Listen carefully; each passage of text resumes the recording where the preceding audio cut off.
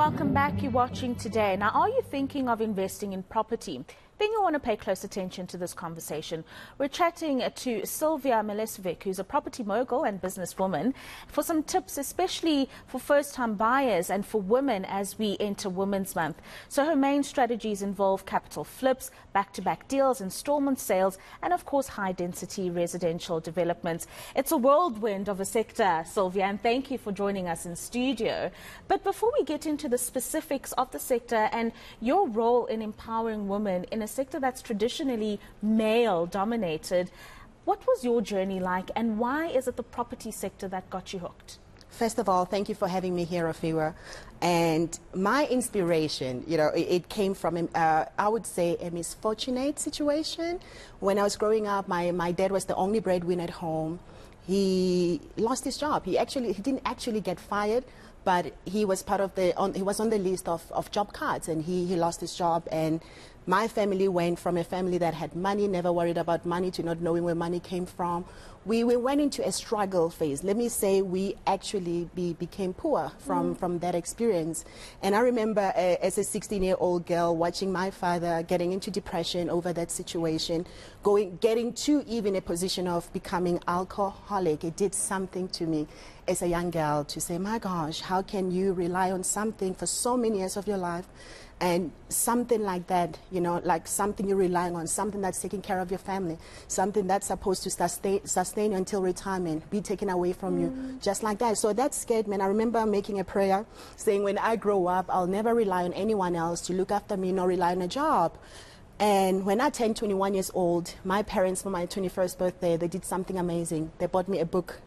The book was it was about property. It was written by Robert Kiyosaki, Rich Dad Poor Dad. I read that book in 3 days, and that's when I found my aha moment. That's when I found my answered prayer to say, this is something I'm going to do. This is something I'm going to do, whatever it takes to learn it, so I can invest in property, so I never, ever have to rely on a job. Do I need to work? Yes, I need to work.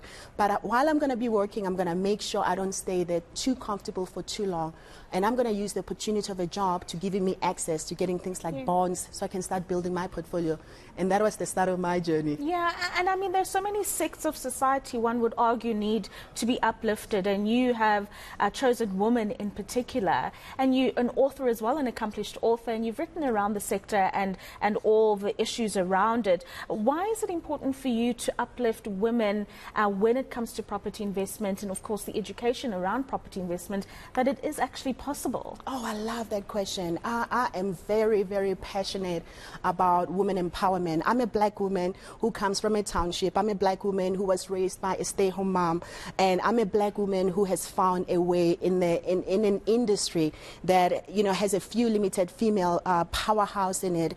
And when I learned about investing in property the right way, I mean, I had to invest in myself to get the education, got some of the top experts, mentors locally, internationally.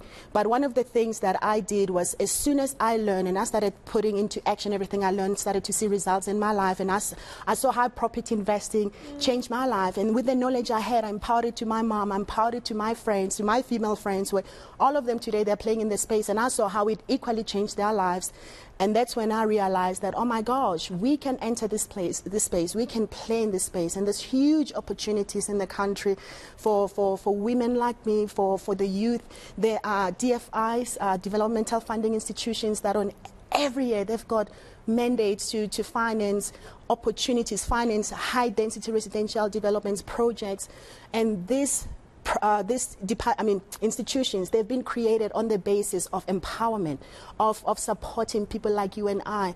So my passion and why I do what I do is to go back to my community, to go back to the young girl from Harankua, from any township, from the rural place, and say, you know what?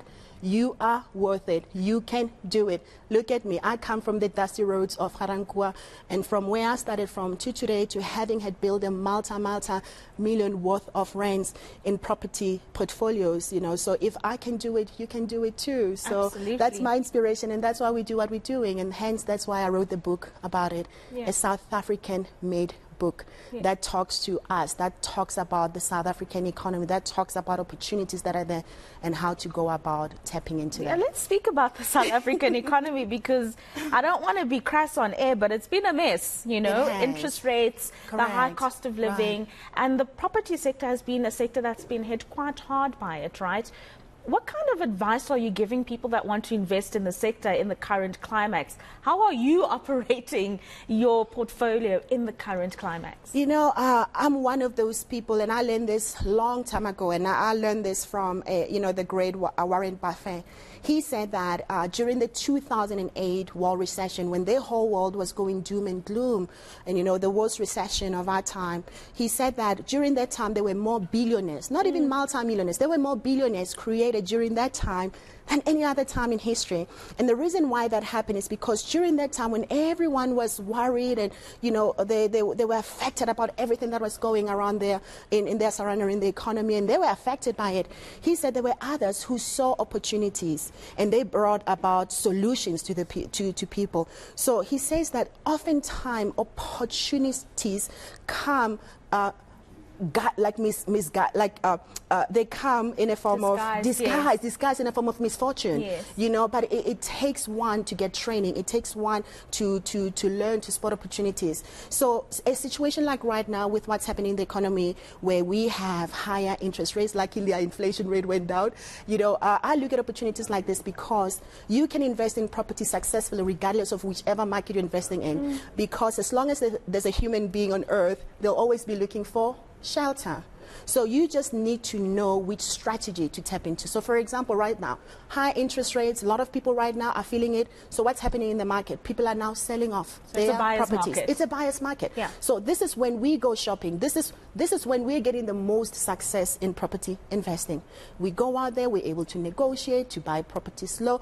You either buy now below market value, or you wait for the interest rates to go down by going to the market and paying high for properties. So we prefer buying right now. It's an easy time to negotiate because people are desperate to get rid of it, right? It's you know, and it's bringing about solutions to them, because they, you know, they might be in a position where they might not be able to can finance the opportunities.